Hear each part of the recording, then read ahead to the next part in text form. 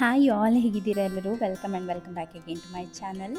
ಇದು ಕಳೆದ ಬ್ಲಾಗಿನ ಕಂಟಿನ್ಯೂಷನ್ ಆಗಿರ್ತದೆ. ಕಳೆದ ಬ್ಲಾಗಲ್ಲಿ ನಾನು ಹೇಳಿದ್ದೆ ಸಿಯಾನ್ನ ಬರ್ಡೇಗೆ ಅಂದರೆ ಸಂಜೆ ಮಧ್ಯಾಹ್ನ ನಂತರ ಡಿಸೈಡ್ ಮಾಡಿದ್ದು ನಾವು ಕೆಲವು ಫ್ರೆಂಡ್ಸ್ ಕರೆದು ನಮ್ಮ ಫ್ರೆಂಡ್ಸನ್ನು ಕರೆದು ಒಂದು ಚಿಕ್ಕ ಗೆಟ್ ಟುಗೆದರ್ ರೀತಿಯಲ್ಲಿ ಮಾಡುವ ಅಂತ ಹೇಳಿ. ಹಾಗಾಗಿ ನಾನಿಲ್ಲಿ ಅನ್ನಕ್ಕೆ ಅಕ್ಕಿಯನ್ನು ಹಾಕಲಿಕ್ಕೆ ನೀರನ್ನು ಹಿಡಿತಾ ಇದ್ದೇನೆ. ನಿಮ್ಮಲ್ಲಿ ಯಾರಾದರೂ ಫಸ್ಟ್ ಟೈಮ್ ನನ್ನ ಚಾನಲ್ನಲ್ಲಿ ವಿಡಿಯೋನ ನೋಡ್ತಾ ಇದ್ದೀರಾ ಆದರೆ ವೆಲ್ಕಮ್ ಟು ಮೈ ಚಾನಲ್. ನಾನು ಒಬ್ಬಳು ಹೌಸ್ ವೈಫ್. ಕೆಲವರಿಗೆ ಗೊತ್ತಿಲ್ಲ, ಹಾಗೆ ಕೆಲವೊಮ್ಮೆ ಕೇಳ್ತೀರಾ ನೀವು ವರ್ಕ್ ಎಂತ ಮಾಡ್ತೀರಾ ಅಂತ ಹೇಳಿ. ನಾನು ಒಂದು ಹೇಳಬೇಕಂದ್ರೆ 3 ಮಕ್ಕಳ ತಾಯಿ, ಒಂದು ವೈಫ್, ಒಂದು ಸೊಸೆ, ಒಂದು ಹೋಮ್ ಬೇಕರ್, ಮತ್ತು ಇನ್ನೊಂದು ಆನ್ಲೈನ್ ಬಿಸ್ನೆಸ್ ಕೂಡ ರನ್ ಮಾಡ್ತೇನೆ ನಾನು. ಹಾಗೆ ಒಂದು ಯೂಟ್ಯೂಬರ್ ಕೂಡ. ಸೊ ಯೂಟ್ಯೂಬ್ ಕೂಡ ನನ್ನ ಒಂದು ಪ್ರೊಫೆಷನ್ನೇ ಆಯಿತಾ. ಹಾಗೆ ನಾನು ಎಲ್ಲದಕ್ಕೆ ಈಕ್ವಲ್ ಆಗಿ ಆದಷ್ಟು ಟೈಮನ್ನು ಸ್ಪೆಂಡ್ ಮಾಡ್ತೇನೆ ಅಂತ ಒಂದು ದಿನದ ಒಂದು ಬ್ಲಾಗ್ ಇದು. ಇಲ್ಲಿ ನಾನು ಆ್ಯಸ್ ಅ ಮದರ್, ನನ್ನ ಮಗನ ಬರ್ಡೇ ಇತ್ತು ಇವತ್ತು, ದೊಡ್ಡವನದ್ದು 6 ಇಯರ್ಸ್ ಆಗಿ ಇನ್ನು 7 ಇಯರ್ಸಿಗೆ ಎಂಟರ್ ಆಗುವಂಥದ್ದು ಅವನು. ಸೊ ಹಾಗೆ ಅವನ ಬರ್ಡೇಗೆ ಅವನಿಗೆ ತುಂಬ ಆಸೆ ಇತ್ತು ಈ ಸಲ ಬರ್ಡೇ ಮಾಡಬೇಕು ಅಂತ ಹೇಳಿ. ಬಟ್ ನಾವು ಬೆಳಿಗ್ಗೆಯಿಂದ ಮಧ್ಯಾಹ್ನವರೆಗೆ ಬೇಡ ಅಂತಲೇ ಇದ್ದದ್ದು. ನಂತರ ಮಧ್ಯಾಹ್ನ 1-2 ಗಂಟೆ ಆಗುವಾಗ ಹಸ್ಬೆಂಡ್ ಸ್ವಲ್ಪ ಫ್ರೀ ಆದರೂ ಕಾಣ್ತದೆ, ಅವರು ಕೂಡ ಬ್ಯುಸಿ ಇದ್ದರು. ಮತ್ತು ಹೇಳಿದರು ಕರೆಯುವ ಫ್ರೆಂಡ್ಸನ್ನು ಜಸ್ಟ್ ಕರೆದು ಮಾಡುವ. ಫ್ರೆಂಡ್ಸ್ ಮತ್ತು ಫ್ಯಾಮಿಲಿ ಎಲ್ಲರನ್ನ ಕರೀಲಿಕ್ಕೆ ಹೋದರೆ ತುಂಬ ಆಗ್ತದೆ, ಮತ್ತು ಜನರು ಕೂಡ ತುಂಬ ಆಗ್ತಾರೆ, ಹಾಗೂ ಮ್ಯಾನೇಜ್ ಮಾಡಲಿಕ್ಕೆ ಕಷ್ಟ ಆಗ್ತದೆ. ಯಾಕಂದರೆ ನಮ್ಮ ಫ್ಯಾಮಿಲಿ ತುಂಬ ದೊಡ್ಡ ಫ್ಯಾಮಿಲಿ. ಹಾಗಾಗಿ ಖಾಲಿ ಫ್ರೆಂಡ್ಸನ್ನು ಮಾತ್ರ ಇನ್ವೈಟ್ ಮಾಡುವ ಅಂತ ಹೇಳಿ ಹಾಗೆ ಆಯಿತು ಅಂತ ಹೇಳಿದೆ. ಹಾಗೆ ಅತ್ತೆ ಮಲಗಿದಾಗ ನಾನು ಬೇಗ ಒಂದು 3-3:30 ಆಗ್ತಾ ಉಂಟು ಈಗ ಟೈಮು. ಬೆಂಕಿ ಹಾಕಿ ಅನ್ನಕ್ಕೆ ಅಕ್ಕಿಯನ್ನು ಹಾಕಿ ಬಿಟ್ಟಿದ್ದೇನೆ. 1 ಸೇರಷ್ಟು ಅಕ್ಕಿಯನ್ನು ಹಾಕಿ ಅನ್ನ ಮಾಡಲಿಕ್ಕೆ ಇಟ್ಟೆ. ಆನಂತರ ಇಲ್ಲಿ ಕಿಚನಿಗೆ ಬಂದು ನನಗೆ ಏನಾದರೂ ಒಂದು ನಾನು ಕೆಲಸ ಮಾಡುವಾಗ ಈ ರೀತಿ ಕ್ರೈಮ್ ಡಾಕ್ಯುಮೆಂಟ್ರೀಸ್ ಎಲ್ಲ ನೋಡುವಂಥದ್ದು ತುಂಬ ಅಭ್ಯಾಸ. ಅಥವಾ ಈ ಕೃಪಾಸನ ಅಂತ ಇದೆ ಅಲ್ವಾ, ಅದರದ್ದು ಟೆಸ್ಟಿಮನೀಸನ್ನೆಲ್ಲ ಕೇಳ್ತೇನೆ. ನನಗೆ ಮಲಯಾಳಂ ಕೂಡ ಬರ್ತದೆ, ಹಾಗಾಗಿ ನಾನು ಅದನ್ನು ನೋಡ್ತಾ ಇರ್ತೇನೆ. ಹಾಗೆ ಮಧ್ಯಾಹ್ನ ನಾವು ಮಾತಾಡುವಾಗ ಡಿಸೈಡ್ ಮಾಡಿದ ಪ್ರಕಾರ ಹಸ್ಬೆಂಡ್ ಹೇಳಿದರು 2 kg ಚಿಕನ್ ಇದು ಕರಿ ಮಾಡುವ, ಆನಂತರ ಅದಕ್ಕೆ ಕೋರಿ ರೊಟ್ಟಿ ಇದೆ ಅಲ್ವಾ ಅದನ್ನು ತರುವ, ಆಮೇಲೆ ಪೋರ್ಕ್ ತರ್ತೇನೆ 2 kg. ನಾನು ಕೂರ್ಗ್ ರೆಸಿಪಿನೊಮ್ಮೆ ಟ್ರೈ ಮಾಡಿದ್ದೆ, ಅದು ಚೆನ್ನಾಗಿ ಬಂದಿತ್ತು. ಹಾಗೆ ಅದನ್ನು ಮಾಡೋದಾದರೆ ಮಾಡು ಅಂತ ಹೇಳಿದರು. ಹಾಗೆ ಈಗ ಮಳೆ ಬರಲಿಕ್ಕೆ ಅಂತ ಹೇಳಿ ಆ ದಿನ ತುಂಬ ಜೋರು ಮಳೆ ಬಂದಿದ್ದಾಯಿತು, ಒಂದು 7 ಗಂಟೆ ಎಲ್ಲ ಆಗುವಾಗ. ಸೊ ಆ ದಿನ ಸಂಜೆಯಿಂದನೇ ಗುಡುಗೆಲ್ಲ ಇತ್ತು, ಹಾಗೆ ಮೋಡ ಕೂಡ ಆಗ್ತಾಯಿತ್ತು, ಗಾಳಿ ಕೂಡ ಬರ್ತಾಯಿತ್ತು. ಹಾಗೆ ನಾನು ಅಕ್ಕಿಯನ್ನೆಲ್ಲ ಹಾಕಿ ಅತ್ತೆ ಹತ್ರ ಕೇಳೋದು ಎಷ್ಟು ತೆಗೆಯೋದು ಅಂತ ಹೇಳಿ, ಅತ್ತೆ ಹತ್ರ ಕೇಳಿ ಮತ್ತೆ ಅಡುಗೆ ಮಾಡೋದು ಅಂತ ಹೇಳಿ ಅಂದ್ಕೊಂಡೆ. ಬಟ್ ಅಷ್ಟೆಲ್ಲ ಟೈಮ್ ಇರಲಿಲ್ಲ. ಅತ್ತೆ ಎದ್ದು ಬರುವಷ್ಟರಲ್ಲಿ ಕರೆಂಟ್ ಹೋದರೆ ಹೋಯಿತು, ಮತ್ತು ಗ್ರೈಂಡರಿಗೆ ಹಾಕಲಿಕ್ಕೆ ಆಗೋದಿಲ್ಲ, ಮಿಕ್ಸಿಯಲ್ಲಿ ಕೂಡ ಕಡಿಲಿಕ್ಕೆ ಆಗೋದಿಲ್ಲ, ಬೇರೆ ಸಾರು ಕೂಡ ಎಂತ ಇರಲಿಲ್ಲ.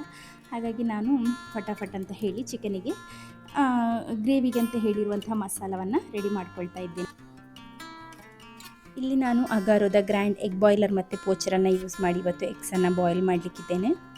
ಇದರಲ್ಲಿ ಇನ್ಸ್ಟ್ರಕ್ಷನ್ ಕೊಟ್ಟ ಹಾಗೇ ನನಗೆ ಹಾರ್ಡ್ ಬಾಯ್ಲ್ಡ್ ಎಗ್ಸಿಗೆ ಎಷ್ಟು ಬೇಕೋ ಅಷ್ಟು ನೀರನ್ನು ಇದರ ಮೇಲೆ ಹಾಕಿ ಕೊಡ್ತಾ ಇದ್ದೇನೆ.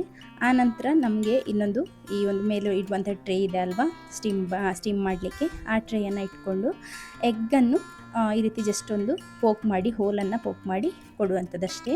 ಆ ರೀತಿ ಮಾಡಿದರೆ ಬೇಗ ಬೇಯ್ತದೆ, ಇವನಾಗಿ ಕುಕ್ ಕೂಡ ಆಗ್ತದೆ. ಹಾಗಾಗಿ ಆ ರೀತಿಯಲ್ಲಿ ಮಾಡುವಂಥದ್ದು.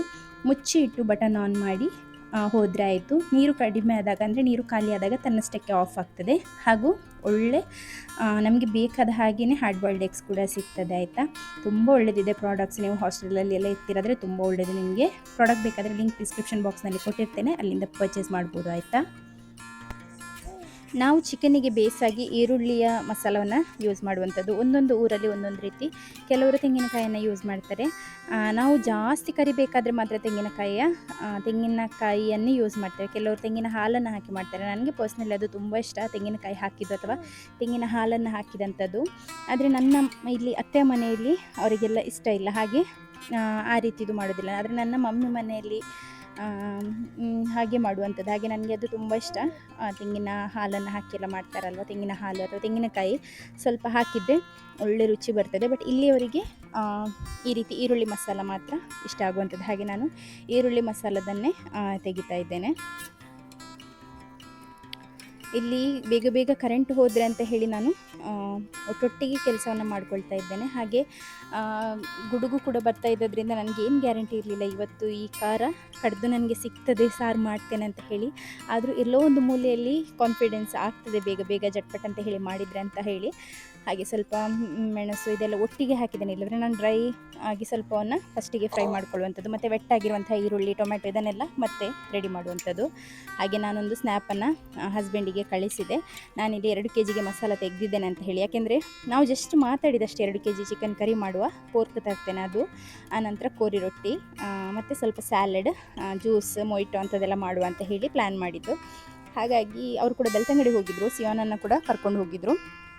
ಮನೆಯಲ್ಲಿ ನನಗೆ ಕೆಲಸ ಇತ್ತಲ್ಲ, ಹಾಗೆ ಎಲ್ಲ ಮಕ್ಕಳು ಇದು ಬಿಟ್ಟರೆ ಕಿರಿಕಿರಿ ಮಾಡ್ತಾರೆ ಅಂತ ಹೇಳಿ ಒಬ್ಬರನ್ನು ಕರ್ಕೊಂಡು ಹೋಗಿದ್ದು. ಹಾಗೆ ನಾನು ಹಸ್ಬೆಂಡಿಗೆ ಸ್ನ್ಯಾಪ್ ಕಳಿಸಿ ಹೇಳಿದೆ 2 kg ಮಸಾಲ ರೆಡಿ ಆಗ್ತಾ ಉಂಟು ಅಂತ ಹೇಳಿ. ಯಾಕೆಂದರೆ ಚಿಕನ್ ಕೂಡ ತಂದು ಬರಬೇಕಲ್ವ. ಹಾಗೆ 2 ಪ್ಲೇಟಿಗೆ ನಾನು ಖಾರವನ್ನು ಡಿವೈಡ್ ಮಾಡಿ ತಗೊಂಡೋಗಿ ಡೈನಿಂಗ್ ಟೇಬಲ್ ಮೇಲೆ ಇಟ್ಟು ಫ್ಯಾನನ್ನು ಹಾಕಿದ್ದೆ. ಹಾಗೆ ಅದು ಬೇಗ ತಣ್ಣಗಾದ ನಂತರ ಇಲ್ಲಿ ಗ್ರೈಂಡ್ ಮಾಡಿ ನಾನು ಗ್ರೈಂಡರಿಗೆ ಹಾಕ್ತಾಯಿದ್ದೇನೆ, ಮಿಕ್ಸಿಯಲ್ಲಿ ಗ್ರೈಂಡ್ ಮಾಡಿ. ಯಾಕೆಂದರೆ ನಮ್ಮ ಗ್ರೈಂಡರಲ್ಲಿ ಸ್ವಲ್ಪ ಚಿಕ್ಕದು, ಅಂದರೆ ಒಂದು ಕಾಳು ಮೆಣಸಷ್ಟು ಕಾಳು ಸಿಕ್ಕಿದರೂ ಕೂಡ ಅದರ ಕಲ್ಲು ತಿರುಗೋದೇ ಇಲ್ಲ. ಮೊದಲೊಂದು ಗ್ರೈಂಡರ್ ಇತ್ತು ಮನೆಯಲ್ಲಿ, ಅದು ಚೆನ್ನಾಗಿತ್ತು, ಹಳೆಯದು. ಅದರದ್ದು ಒಂದು ಪಾರ್ಟ್ ಏನೋ ಕಟ್ಟಾಗಿದೆ, ಹಾಗಾಗಿ ಅದು ಯೂಸ್ ಮಾಡಲಿಕ್ಕಾಗೋದಿಲ್ಲ. ಬಟ್ ಈ ಗ್ರೈಂಡರ್ ಕಾಸ್ಟ್ ಜಾಸ್ತಿ, ಆದರೆ ಪ್ಯಾನಾಸೋನಿಕ್ ಇದು. ಈ ರೀತಿದು ಯಾರು ತಗೊಳ್ಬೇಡಿ ಆಯಿತಾ. ಇಲ್ಲಿ ಕಾಣ್ತಾ ಇದೆ ಅಲ್ವಾ ತಿರುಗ್ತಾ ಇರುವಂಥದ್ದು, ಆ ರೀತಿ ಗ್ರೈಂಡರ್ ಯಾರು ಕೂಡ ತಗೊಳ್ಬೇಡಿ, ಏನೂ ಚೆನ್ನಾಗಿಲ್ಲ ಅದರಲ್ಲಿ. ಅಂದರೆ ಹಾಕೋದು ಸಹ, ಮಸಾಲ ಹಾಕೋದು ಸಹ ಕಷ್ಟ, ತೆಗೆಯೋದು ಸಹ ಕಿರಿಕಿರಿ, ಮತ್ತು ಅದರದ್ದು ಅಂದರೆ ಸ್ವಲ್ಪ ಏನಾದರೂ ಮಿಸ್ಟೇಕ್ ಆದರೆ ಅದು ತಿರುಗೋದೇ ಇಲ್ಲ ಅಂಥದ್ದೆಲ್ಲ ಇದೆ. ಹಾಗಾಗಿ ಈ ರೀತಿಯ ಪ್ಯಾನಾಸೋನಿಕ್ ಇದು ಯಾರೂ ತಗೊಳ್ಳಿಕ್ಕೆ ಹೋಗಬೇಡಿ ಆಯಿತಾ. ಹಾಗೆ ಇಲ್ಲಿ ನಾನು ಮಗುವಿಗೆ ತಿನ್ನಲಿಕ್ಕೆ ಕೂಡ ರೆಡಿ ಮಾಡಿದ್ದೆ. ಹಾಗೆ ನಾನು ಇದನ್ನು ಮಸಾಲವನ್ನು ಗ್ರೈಂಡರಿಗೆ ಹಾಕಿ ಗ್ರೈಂಡ್ ಆಗ್ತಾ ಇರುವಾಗ ಇಲ್ಲಿ ಮಗುವಿಗೆ ತಿನ್ನಲಿಕ್ಕೆ ರೆಡಿ ಮಾಡಿದ್ದನ್ನು ಕೊಡ್ತಾ ಇದ್ದೇನೆ. ಈಗೆಲ್ಲ ಮೋಡ ಆಗ್ತಾ ಉಂಟು, ಗಾಳಿ ಸಹ ಬರ್ತಾ ಉಂಟು. ಆದರೆ ಈ ಟೈಮ್ನಲ್ಲಿ ಆ್ಯಕ್ಚುಲಿ ಮಳೆ ಬಂದೇ ಇರಲಿಲ್ಲ, ಕರೆಂಟ್ ಸ್ವಲ್ಪ ಹೊತ್ತಿಗೆ ಹೋಗಿತ್ತು, ಬಟ್ ಪುನಃ ಬಂದಿತ್ತು. ನಾನು ಗ್ರೈಂಡರ್ ಬಗ್ಗೆ ಯಾಕೆ ಹೇಳಿದೆ ಅಂತ ಹೇಳಿದರೆ, ನಾವು ಗ್ರೈಂಡ್ರಿಗೆ ಇನ್ವೆಸ್ಟ್ ಮಾಡುವಾಗ ಒಂದದರಲ್ಲಿ ತೆಂಗಿನಕಾಯಿ ತುರಿಯುವಂತಹ ಫೀಚರ್ ಇರಬೇಕು. ಆನಂತರ ಈ ರೀತಿ ಅಂದರೆ ಇಡೀ ಮಸಾಲೆ ಈಗ ನಾವು ಹೇಗೆ ಫ್ರೈ ಮಾಡಿರ್ತೇವೆ ನೋಡಿ, ಹಾಗೆ ಹಾಕಿದರೂ ಕೂಡ ಅದರಲ್ಲಿ ಕಡ್ದು ಸಿಗುವಂಥದ್ದು. ಈಗ ನಾವು ಕಲ್ಲಿಗೆ ಅದೇ ರೀತಿಯಲ್ಲಲ್ವ ಮಸಾಲ ಹಾಕುವಂಥದ್ದು, ಒಮ್ಮೆ ಗ್ರೈಂಡ್ ಮಾಡಿ ಹಾಕೋದಿಲ್ಲ ಅಲ್ಲ, ಗ್ರೈಂಡರ್ ಅಂತ ಹೇಳುವಂಥದ್ದು ಅದಕ್ಕೋಸ್ಕರನೇ.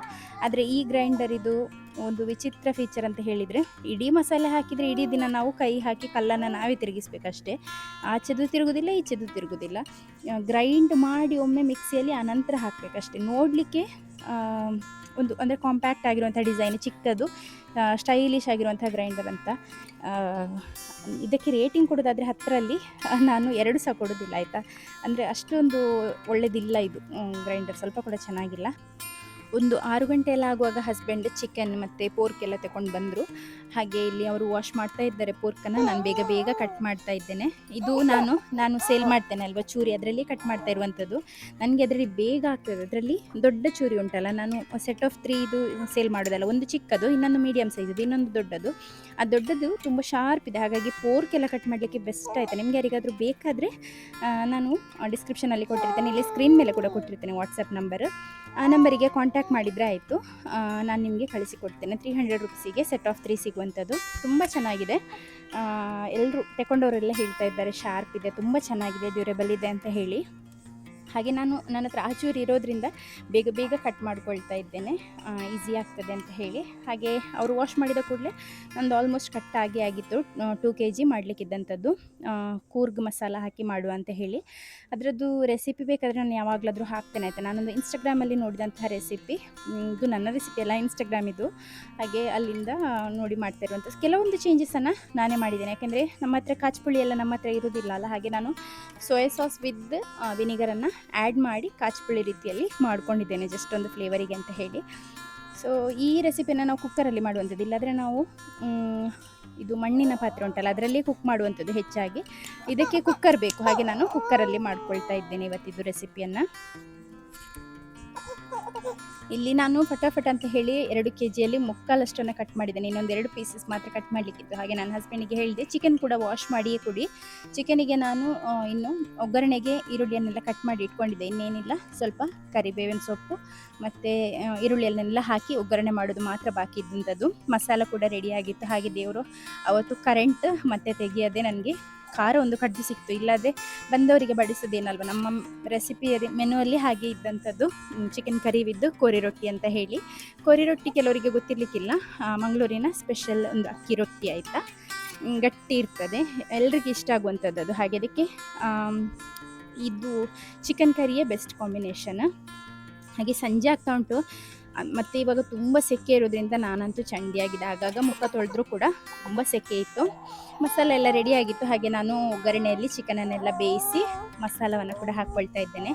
ಈ ಟೈಮ್ನಲ್ಲಿ ಸಿಯೋನ್ ಬಂದಿದ್ದ ಹಾಗೆ ಇಬ್ಬರು ಫೈಟ್ ಮಾಡ್ತಾಯಿದ್ರು ಅಂತ ಹೇಳಿ ಡೇಲನಿಗೆ ಅತ್ತೆ ಮೊಬೈಲ್ ಕೊಟ್ಟರು. ಹಾಗೆ ಅವನು ಮೊಬೈಲನ್ನು ತಗೊಂಡು ಬಂದು, ಇದರಲ್ಲಿ ಆ್ಯಕ್ಚುಲಿ ಕಾಣ್ತಾ ಇಲ್ಲ, ಬಟ್ ನನ್ನ ಸ್ವಲ್ಪ ಹಿಂದೆನೇ ಕೂತ್ಕೊಂಡು ನೆಲದಲ್ಲೇ ಕೂತ್ಕೊಂಡು ಅವನು ಮೊಬೈಲಲ್ಲಿ ಕಾರ್ಟೂನನ್ನು ನೋಡ್ತಾ ಇದ್ದಾನೆ. ಹಾಗಾಗಿ ಸ್ವಲ್ಪ ಮನೆಯಲ್ಲಿ ಶಾಂತಿ ಇತ್ತು.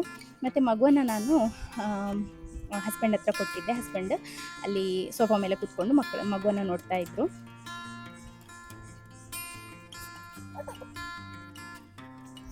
ಡಿಸ್ಟರ್ಬೆನ್ಸ್ ಇದ್ದರೆ ಸಾರಿ ಆಯಿತಾ. ವಾಯ್ಸ್ ಓವರ್ ಕೊಡುವಾಗ ಮಗು ನಾನು ಮಲಗಿಸಿ ಬಂದಿದ್ದೆ, ಬಟ್ 5 ಮಿನಿಟ್ಸಲ್ಲಿ ಎದ್ದಿದ್ದಾನೆ, ಹಾಗೆ ಮಡ್ಲಲ್ಲೇ ಇದ್ದಾನೆ. ಇಲ್ಲಿ ನಾನು ನೇಬರ್ಸಿಗೆ ಕೊಡಲಿಕ್ಕೆ ಅಂತ ಹೇಳಿ, ಅವರಿಗೆಲ್ಲ ಚಾಕ್ಲೇಟ್ ಕೇಕ್ ಇಷ್ಟ ಆಗಲಿಕ್ಕಿಲ್ಲ, ಹಾಗಾಗಿ ನಾನು ಪೈನಾಪಲ್ ಕೇಕನ್ನು ಸಪ್ರೇಟಾಗಿ ಮಾಡಿದ್ದೆ ಅವರಿಗೆ ಕೂಡ. ಹಾಗೆ ಅದನ್ನು ನೇಬರ್ ಮನೆಗೆ ಕೊಟ್ಟು ಬರಲಿಕ್ಕೆ ಅಂತ ಹೇಳಿ ಪ್ಯಾಕ್ ಮಾಡಿ ಸಿಯೋನ್ ಹತ್ರ ಕಳಿಸಿಕೊಟ್ಟೆ. ಅವರು ನಮ್ಮ ನೇಬರ್ಸ್ ಮುಸ್ಲಿಮ್ಸ್ ಇದ್ದಾರೆ, ಹಾಗೆ ಅವರಿಗೆ ನಾವು ಕುಕ್ ಮಾಡಿದಂಥ ಫುಡ್ಡನ್ನು ಕೊಡಲಿಕ್ಕೆ ಆಗೋದಿಲ್ಲ, ಹಾಗಾಗಿ ಕೇಕನ್ನು ಕೊಟ್ಟಿದ್ದೇನೆ ಆಯಿತಾ. ಕೇಕ್ ಮತ್ತು ಜ್ಯೂಸನ್ನೆಲ್ಲ ಕೊಟ್ಟು ಬಂದ ನಮ್ಮ ಸಿಯೋನ್ ಹೋಗಿ. ಇಲ್ಲಿ ಕೂರ್ಗ್ ಮಸಾಲದ ಪೋರ್ಕ್ ರೆಡಿ ಆಗಿದೆ. ನಾನು ಸೆಮಿ ಗ್ರೇವಿ ಟೈಪಲ್ಲಿ ಮಾಡಿದ್ದೇನೆ, ಯಾಕೆಂದರೆ ಕೆಲವರಿಗೆ ಪೋರ್ಕ್ ಇದು ಕರಿಯಲ್ಲಿ ಕೋರಿ ರೊಟ್ಟಿ ತಿನ್ನಲಿಕ್ಕೆ ಇಷ್ಟ ಆಗ್ತದೆ, ಕೆಲವರಿಗೆ ಚಿಕನ್ ಇದು ಇಷ್ಟ ಆಗ್ತದೆ. ಹಾಗೆ 2 kg ಚಿಕನ್, 2 kg ಪೋರ್ಕ್ ಎರಡೂ ಕೂಡ ರೆಡಿಯಾಗಿದೆ. ಇನ್ನು ಕಿಚನೆಲ್ಲ ಕ್ಲೀನ್ ಮಾಡಿ ಪಾತ್ರೆ ಎಲ್ಲ ತೊಳೆದ ನಂತರ ನಾನು ಸ್ನಾನ ಮಾಡಲಿಕ್ಕೆ ಹೋಗಬೇಕು ಅಂತ ಹೇಳಿ ಮಧ್ಯದಲ್ಲಿ ಹೋಗಿ ಮಗುವಿಗೆ ಫೀಡೆಲ್ಲ ಕೊಟ್ಟು ಬರ್ತಾ ಇದ್ದೆ. ಸ್ಟಿಲ್ ನನಗೆ ಏನಂತ ಹೇಳಿದರೆ ಈ ಫಟಾಫಟಾಗಿ ನನಗೆ ಮೊದಲೇ ಪ್ಲ್ಯಾನ್ ಮಾಡಿದರೆ, ಅಂದರೆ ಮೊದಲೇ ಹೇಳಿದರೆ ನನಗೆ ನನ್ನದು ಕೆಲಸ ಬೇಗ ಆಗ್ತದೆ, ನಾನು ಅಡುಗೆ ಬೇಗ ಮಾಡ್ತೇನೆ. ನನಗೇನು ಅಂಥ ದೊಡ್ಡ ದೊಡ್ಡ ಅಡುಗೆ ಎಲ್ಲ ಮಾಡಲಿಕ್ಕೆ ಬರೋದಿಲ್ಲ, ಬಟ್ ಸಿಂಪಲ್ ಅಡುಗೆಗಳನ್ನು ನಾನು ಮಾಡ್ತೇನೆ. ಆದರೆ ಫಟಾಫಟಾಗಿ ನಂದು ಅಡುಗೆ ಆಗ್ತದೆ. ಬಟ್ ನನಗೆ ಮುಂಚೆನೇ ನಾನು ಪ್ಲ್ಯಾನ್ ಮಾಡಬೇಕು. ಸಡನ್ನಾಗಿ ಹೇಳಿದರೆ ನನಗೆ ಕಷ್ಟ ಆಗ್ತದೆ. ಇವತ್ತಿನ ದಿನ ಹಾಗೆ ಆದಂಥದ್ದು. ಆದರೂ ಕೂಡ ಬೇಗ ನಂದು ಅಡುಗೆ ಎಲ್ಲ ಆಯ್ತು. 2 ಡಿಶಸ್ ಆಯಿತು. ಪೋರ್ಕಿದು ಏನಿದ್ರು ನೀವೇನಾದರೂ ಕೂರ್ಗ್ ರೆಸಿಪಿ ಏನಾದರೂ ಮಾಡ್ತಾಯಿದ್ರೆ ಆದರೆ ಹಿಂದಿನ ದಿನ ಮಾಡಿಟ್ಟು ನೆಕ್ಸ್ಟ್ ದಿನ ತಿನ್ನಬೇಕು, ಆಗ ತುಂಬ ಟೇಸ್ಟ್ ಆಗುವಂಥದ್ದು. ಪೋರ್ಕ್ ಮತ್ತು ರಾತ್ರಿ ಚಿಕನ್ ಆದರೂ ಉಳಿದಿತ್ತು, ಪೋರ್ಕ್ ಸ್ವಲ್ಪ ಉಳಿದಂಥದ್ದು ಅಷ್ಟೇ, ಒಂದು ಅರ್ಧ kg ಸ್ವಲ್ಪ ಕಡಿಮೆನೆ. ನೆಕ್ಸ್ಟ್ ಡೇ ನಾವು ತಿಂದ್ವಿ, ತುಂಬ ಟೇಸ್ಟಿಯಾಗಿತ್ತು. ಅದು ಬಿಸಿ ಮಾಡಿದ ಹಾಗೆಯೇ ಟೇಸ್ಟ್ ಜಾಸ್ತಿ ಮತ್ತು ಡ್ರೈ ಆಗ್ತಾ ಬರುವಂಥದ್ದು, ಹಾಗಾಗಿ ತುಂಬ ರುಚಿಯಾಗಿರ್ತದೆ. ಮತ್ತು ಹಸ್ಬೆಂಡ್ ಸ್ಟಾರ್ಟರ್ಸಿಗೆ ಅಂತ ಹೇಳಿ ಒಂದು ಜ್ಯೂಸನ್ನು ಮಾಡಿದರು. ಎಲ್ಲ ಮಿಕ್ಸ್ಡ್ ಫ್ರೂಟ್ಸನ್ನು ಹಾಕಿ ಅದಕ್ಕೆ ಸ್ಪ್ರೈಟನ್ನು ಹಾಕಿ ಏನೋ ಒಂದು ಮಾಡಿದರು. ನನ್ನ ಹಸ್ಬೆಂಡಿದು ಬ್ರೈನ್ ಹಾಗೇ ಏನಾದರೂ ಒಂದು ಇನ್ನೋವೇಟಿವ್ ಕ್ರಿಯೇಟಿವ್ ಆಗಿ ಮಾಡುವಂಥದ್ದು. ಪ್ರತಿ ಸಲಕ್ಕೆ ಏನಾದರೂ ಒಂದು ಇರ್ತದೆ ಅವ್ರದ್ದು ಟ್ವಿಸ್ಟ್. ಇದು ನಾನು ಅದನ್ನು ನೋಡಿ ಫ್ರೂಟ್ ಚಾಟ್ ಏನಾದರೂ ಮಾಡ್ತಾಯಿದ್ದಾರೆ ಅಂತ ಹೇಳಿ ಹೇಳುವಾಗ ಅವ್ರು ನೋಡಿದರೆ ಅದಲ್ಲ ಅಂತೆ, ಅವರಿಗೆ ಜ್ಯೂಸ್ ಹಾಕಿ ಮಾಡಲಿಕ್ಕೆ ಅಂತ ಹೇಳಿದರು. ಹಾಗಾಗಿ ಫಸ್ಟ್ ಅದು ಜ್ಯೂಸ್ ಕುಡಿದಾಗನೇ ಸ್ಟಾರ್ಟರ್ ಆಗಿ ಹೊಟ್ಟೆ ಎಲ್ಲ ತುಂಬಿ ಹೋಯಿತು. ಸೊ ಆ ರೀತಿಯಲ್ಲಿ ಮಿಕ್ಸ್ಡ್ ಫ್ರೂಟ್ಸ್ ಇದು ಒಂದನ್ನು ಮಾಡಿದರು, ಚೆನ್ನಾಗಿತ್ತಾಯ್ತಾ.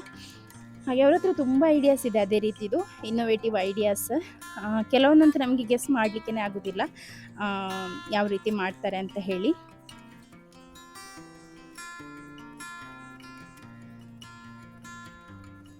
ಇಲ್ಲಿ ನನ್ನ ಪಾತ್ರೆ ಎಲ್ಲ ತೊಳೆದಾಯಿತು, ಒಂದು ಲೋಡ್ ಪಾತ್ರೆ ಇತ್ತು.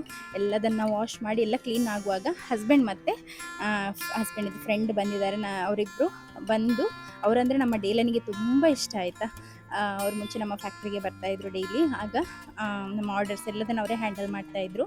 ಅವರೀಗ ಫರ್ದರ್ ಎಜುಕೇಷನನ್ನು ಕಂಟಿನ್ಯೂ ಮಾಡ್ತಾ ಇದ್ದಾರೆ, ಹಾಗಾಗಿ ರಜೆ ಇರುವಾಗ ಬಂದಿದ್ದಂಥದ್ದು ಅವರು. ಈಗ ಅಂದರೆ ಈಗ ಕ್ಲಾಸಸ್ ಇದೆ, ಆದರೂ ಕೂಡ ನಾವು ಕರೆದಿದ್ದೇವಲ್ಲ, ಹಾಗೆ ಪ್ರೀತಿಯಿಂದ ಬಂದಿದ್ದಾರೆ ಅವರು. ಬಂದು ಇಲ್ಲಿ ಇದು ಎಂತ ನನಗೆ ಹೆಸರೇ ಬರೋದಿಲ್ಲ, ಇದು ಸ್ಯಾಲಡ್ಗೆ ಬೇಕಾದದನ್ನೆಲ್ಲ ಕಟ್ ಮಾಡ್ತಾ ಇದ್ದಾರೆ. ಹಾಗೆ ನಾನು ಅವರಿಗೆ ಸ್ವಲ್ಪ ಎಲ್ಲ ಈ ಪೀಲೆಲ್ಲ ಮಾಡಿದೆ. ಆಮೇಲೆ ನನಗೆ ಗೊತ್ತಾಯಿತು ನಾನಿಲ್ಲಿ ಇನ್ನು ನಿಂತರೆ ಪರ್ಮನೆಂಟಾಗಿ ಇಲ್ಲಿಯೇ ಬಾಕಿ ಆಗ್ತಾನೆ, ಕೆಲಸ ಯಾವತ್ತೂ ಮುಗಿಯೋದಿಲ್ಲ, ಫಸ್ಟ್ ನನಗೆ ಸ್ನಾನ ಮಾಡಬೇಕು ಅಂತ ಹೇಳಿ. ಈ ಟೈಮ್ನಲ್ಲಿ ಮಳೆಗೆ ತುಂಬ ಗುಡುಗು ಬರ್ತಾಯಿತ್ತು ಜೋರು. ಇದಾದ ನಂತರ ಉಂಟಲ್ಲ, ನಾನು ಸ್ನಾನಕ್ಕೆ ಹೋಗುವಷ್ಟರೊಳಗೆ ಜೋರು ಗುಡುಗು ಮಳೆ ಬರಲಿಕ್ಕೆ ಸ್ಟಾರ್ಟ್ ಆಯಿತು. ತುಂಬ ಜೋರು ಗಾಳಿ ಮಳೆ ಇತ್ತು ಆ ದಿನ. ಐ ಥಿಂಕ್ ಕರೆಂಟ್ ಬಂತು, ಬಟ್ ಲೇಟ್ ಆಯಿತು. ಒಂದು 12:30 12:45 ಹಾಗೇನೋ ಬಂದಂಥದ್ದು. ಈ ದಿನ ನನಗೊಂದು ಕೇಕ್ ಕೂಡ ಕೊಡಲಿಕ್ಕಿತ್ತು ಲೇಟ್ ನೈಟ್. ಹಾಗೆ ಅದರದ್ದು ಕೂಡ ಎಲ್ಲ ಪ್ರಿಪ್ರೇಷನ್ ಮಾಡಿ ಇಟ್ಟಿದ್ದೆ ನಾನು. ಇಲ್ಲಿ ಕೇಕ್ ಕಟ್ ಮಾಡಲಿಕ್ಕಿರುವಂತಹ ಸೀನ್ಸ್. ಕೇಕ್ ಮಾಡಿ ಇಟ್ಟದ್ದು ಗೊತ್ತಿಲ್ಲ ಡೇಲನಿಗೆ. ಇಲ್ಲಿ ನೋಡಿ ಗೋಡೆಗೆ ಏನು ಮಾಡ್ತಾ ಇದ್ದಾನೆ ಅಂತ ಹೇಳಿ. ಕೋಪ ಬಂದಾಗ ಅವನು ನೈಫನ್ನು ತಗೊಂಡ ಇವನ ಕೈಯಲ್ಲಿದ್ದದ್ದು, ಹಾಗಾಗಿ ಅದಕ್ಕೆ ಕೋಪವನ್ನು ತೋರಿಸುವಂಥ ಒಂದು ಸೀನ್ ಅದು. ತಲೆಯನ್ನು ಜಜ್ಜಿ 2-3 ವರ್ಷ ತನಕ ಮಕ್ಕಳು ಹೀಗೇನೆ ಆಯಿತಾ. 1.5 ವರ್ಷ ಆಗುವಾಗನೇ ಕೆಲವು ಸ್ಟಾರ್ಟ್ ಮಾಡ್ತವೆ, ಆದರೆ 3 ವರ್ಷ ತನಕ ಹೀಗೇನೆ ಕೋಪ ಬರುವಂಥದ್ದು, ಬಿಸಾಡುವಂಥದ್ದು, ಕಚ್ಚುವಂಥದ್ದು, ಪರ್ಚುವಂಥದ್ದು, ಉಗುರಲ್ಲಿ ಚಿವುಟುವಂಥದ್ದು, ಒದೆಯುವಂಥದ್ದು, ಇಂಥದ್ದೆಲ್ಲ ಮಕ್ಕಳು ಟ್ಯಾಂಟ್ರಮ್ ತೋರಿಸುವಂಥ ಒಂದೊಂದು ಮೆಥಡ್ಸ್. ಇದೆಲ್ಲ ಕಾಮನ್. ನಿಮ್ಮ ಮಕ್ಕಳು ಮಾತ್ರ ಮಾಡ್ತಾ ಇಲ್ಲ ಅಥವಾ ನನ್ನ ಮಗು ಮಾತ್ರ ಮಾಡ್ತಾ ಇಲ್ಲ, ಎಲ್ಲ ಮಕ್ಕಳು ಮಾಡುವಂಥದ್ದೇ. ನಮ್ಮ ಸಿಯೋನ್ ಅಷ್ಟು ಪಾಪದ ಮಗು ಆದರೂ ಕೂಡ ಅವನು ಕೂಡ ಮಾಡಿದ್ದಾನೆ ಇಂಥದ್ದೆಲ್ಲ, ಕಚ್ಚೋದು ಎಲ್ಲದೂ ಕೂಡ. ಹಾಗಾಗಿ ಆ ಒಂದು ಟೈಮ್ನಲ್ಲಿ ನಾವು ಇಗ್ನೋರ್ ಮಾಡಬೇಕು ಅಥವಾ ಒಂದು ಬ್ಯಾರಿಯರನ್ನು ಕ್ರಿಯೇಟ್ ಮಾಡಬೇಕಷ್ಟೇ, ಬೇರೆ ಏನು ಮಾಡಲಿಕ್ಕೆ ಆಗೋದಿಲ್ಲ. ಇಲ್ಲಿ ನಾವು ಕೇಕನ್ನು ಕಟ್ ಮಾಡ್ತಾ ಇದ್ದೇವೆ. ಫ್ರೆಂಡ್ಸ್ ಎಲ್ಲ ಬಂದಿದ್ದಾರೆ ಆಯಿತಾ, ಅವರು ಆ ಸೈಡಲ್ಲಿದ್ದಾರೆ, ನಾನು ಯಾರನ್ನು ಕೂಡ ಕ್ಯಾಪ್ಚರ್ ಮಾಡಲಿಲ್ಲ. ಇಲ್ಲಿ ಡೇಲನ್ನು ಫ್ರೆಶ್ ಕ್ರೀಮ್ ಇದೊಂದು ಬಾಕ್ಸನ್ನು ತಂದು ಅದರಲ್ಲಿರುವ ಸ್ಯಾಲಡನ್ನು ಎಲ್ಲರಿಗೆ, ಅದರಲ್ಲಿ ಪಿಕ್ಚರ್ಸ್ ಇರ್ತದೆ ಅಲ್ವಾ, ಡೆಸರ್ಟ್ ಇದು, ಅದನ್ನು ಎಲ್ಲರಿಗೆ ತಿನ್ನಿಸ್ತಾ ಇದ್ದಾನೆ. ಅವನಿಗೆ ತುಂಬ ಎಕ್ಸೈಟ್ಮೆಂಟ್. ನನ್ನ ಮಕ್ಕಳಿಗೆ ನಾನೇ ಮನೇಲಿ ಕೇಕ್ ಮಾಡಿದರೂ ಕೂಡ ಹೀಗೆ ಒಕೇಶನ್ಸಲ್ಲಿ ಮಾತ್ರ ತಿನ್ನಲಿಕ್ಕೆ ಸಿಗುವಂಥದ್ದು. ಈ ಸಿಯೋನ್ನ ಬರ್ಡೇಯ ಚಾಕ್ಲೇಟ್ ಕೇಕ್ ಅನ್ನುವಂಥದ್ದು ಅವನು ಒಂದು 6 ತಿಂಗಳಿಂದ ಮಾಡಿರುವಂತಹ ಡಿನ್ನರ್.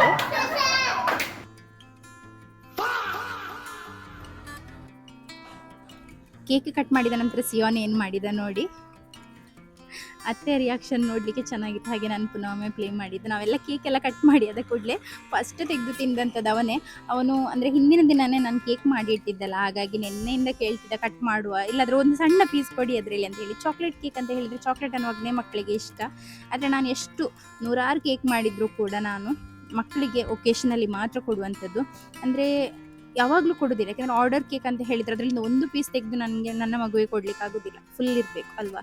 ಹಾಗಾಗಿ ಮಕ್ಕಳಿಗೆ ಅಂತ ಹೇಳಿ ನಾನು ಮಾಡಿಕೊಡುವಂಥದ್ದು ಇದೆಲ್ಲ ತುಂಬ ಕಡಿಮೆ, ಹಾಗಾಗಿ ಅವರಿಗೆಲ್ಲ ಸಿಗೋದಿಲ್ಲ. ಹಾಗೆ ಅವನಿಗೆ ತುಂಬ ದಿನದಿಂದ ಆಸೆ ಇತ್ತು, ಹಾಗಾಗಿ ಫಸ್ಟ್ ಬೈಟನ್ನು ಅವನಿಗೇ ತಿನ್ನಿಸ್ಕೊಂಡಿದ್ದಾನೆ. ಅದರಲ್ಲಿ ಏನು ತಪ್ಪಿಲ್ಲ, ಯಾಕೆಂದರೆ ಅವನ ಬರ್ಡೇ ಅಲ್ವಾ, ಅವನ ಡೇ, ಸೊ ಹಾಗೆ ಅವನೇ ತಿಂದಿದ್ದಾನೆ. ಇಷ್ಟೇ ಇವತ್ತಿನ ಸಿಂಪಲ್ ವ್ಲಾಗ್ ಆಯಿತಾ. ವ್ಲಾಗ್ ಇಷ್ಟ ಆಯ್ತು ಅಂತ ಹೇಳಿ ಭಾವಿಸ್ತೇನೆ. ಇಷ್ಟ ಆದರೆ ಲೈಕ್ ಮಾಡಿ, ಶೇರ್ ಮಾಡಿ, ಹಾಗೂ ನಮ್ಮ ಸಿಯೋನ್ನ ಆರೋಗ್ಯ ಮತ್ತು ನೆಕ್ಸ್ಟ್ ಅವನ ಫ್ಯೂಚರಿಗೆ ಹಾಗೂ ಅವನ ಒಂದು ಹ್ಯಾಪಿನೆಸ್ಸಿಗಾಗಿ ಪ್ರೇಯರನ್ನು ಮಾಡಿ ಆಯಿತಾ. ಅವನನ್ನು ನಿಮ್ಮ ಪ್ರೇಯರಲ್ಲಿ ನೆನಪಿಟ್ಕೊಳ್ಳಿ. ಇಷ್ಟೇ ಇವತ್ತಿನ ವ್ಲಾಗ್ ಆಯಿತಾ. Thanks for watching. ಬಾಯ್.